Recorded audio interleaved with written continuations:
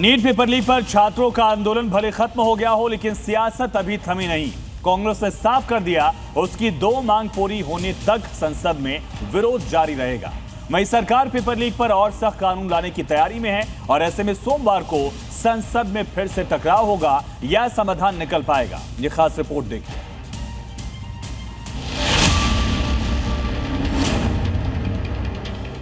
NEET paper leak पर सड़क का आंदोलन भले थम गया हो, जंतर मंतर अब खाली हो चुका है, लेकिन सियासी संग्राम जारी है। कांग्रेस ने साफ कर दिया है कि पीएम मोदी की माफी तक उसका विरोध खत्म नहीं होगा। ऐसे में सवाल है, क्या सोमवार को भी संसद में टकराव जारी रहेगा? सभी माननीय सदस्यों से सत्ता पक्ष ये सवाल इसलिए क्योंकि 20 जुलाई से जब से मॉनसून सत्र शुरू हुआ है, नीट पेपर लीक को लेकर चल रहे घमासान से संसद के दोनों ही सदन यानी लोकसभा और राज्यसभा में 3 घंटे की कार्यवाही भी नहीं चल पाई।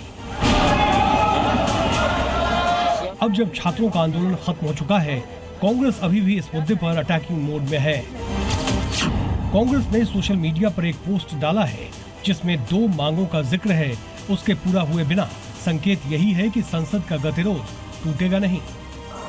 कांग्रेस की पहली डिमांड है छात्रों पर हमला करने वालों के खिलाफ कार्रवाई हो। दूसरी मांग है नरेंद्र मोदी माफी मांगे। यानी नीट पेपर लीक को लेकर कांग्रेस की लड़ाई अभी जारी है। अब महाभारत होगा, कुरुक्षेत्र का मैदान सजेगा और पांडव जीतेंगे। इस कौरी सरकार का अंत होगा। भले ही कॉकरोच जनता पार्टी का प्रदर्शन खत्म हो गया हो, उनकी मांगे मान ली गई हो, लेकिन राहुल अब भी हमलावर हैं। बाकायदा केंद्रीय गृह मंत्री अमित शाह को चिट्ठी लिखकर राहुल गांधी ने कई सवाल पूछे हैं। छात्रों के खिलाफ पैलेट गन और बल प्रयोग की मंजूरी किसने दी? आखिर इस कार्रवाई का आदेश किसने दिया? क्या सरकार इन सवालों का जवाब देगी और जिम्मेदारी तय होगी? यानी मैसेज क्लियर है, सोमवार को भी संसद में हंगामे के आसार हैं। कल संसद में पेपर लीक के खिलाफ नया बिल आ सकता है। केंद्र सरकार पेपर लीक रोकने के लिए public examination prevention of unfair means act 2024 में संशोधन करने जा रही है। पीएम नरेंद्र मोदी के आश्वासन के बाद सोमवार को कार्मिक और प्रशिक्षण विभाग के केंद्रीय मंत्री जितेंद्र सिंह लोकसभा में नया बिल पेश कर सकते हैं, जिसमें सजा और जुर्माने का प्रावधान और सख्त कर दिया गया है।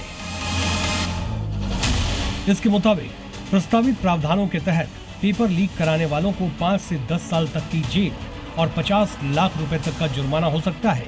वहीं अगर किसी सर्विस प्रोवाइडर या संगठित गिरोह की संलिप्तता पाई जाती है तो 5 से 10 करोड़ रुपए तक का जुर्माना, परीक्षा का पूरा खर्च वसूलने और 8 साल तक सार्वजनिक परीक्षाओं से प्रतिबंध जैसे कड़े प्रावधान भी शामिल हैं। इसका मकसद पेपर लीक पर लगाम लगाना और परीक्षाओं की निष्पक्षता सुनिश्चित करना है। इसके अंदर एंटी चीटिंग बिल आया था, तो उस समय इनके किसी नेता ने बिल के अंदर भागीदारी नहीं करी, ना कॉमा ना फुल स्टॉप ना सेमीकोलन, ना कोई सेंटेंस, एक अक्षर नहीं बोला गया इनसे।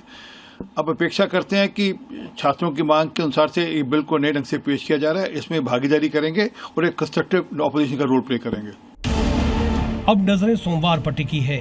एक तरफ विपक्ष नीट पेपर लीक को लेकर सरकार को घेरने की तैयारी में है, तो दूसरी तरफ सरकार सख्त कानून के जरिए ये संदेश देना चाहती है कि परीक्षा माफिया के लिए अब कोई राहत नहीं होगी। ऐसे में बड़ा सवाल यही है कि क्या नया बिल संसद का गतिरोध खत्म करेगा या फिर नीट का मुद्दा एक बार फिर सदन में सियासी संग्राम की वजह बनेगा? इसका जवाब अब संसद की कार्यवाही में ही मिलेगा। ब्यूरो रिपोर्ट, जी मीडिया। दादी के हाथों का जादू और खुशबू से महकता घर। MDH गरम मसाला, असली मसालों से भरा हूँ मैं, क्योंकि हर रिश्ता है स्वाद से जुड़ा।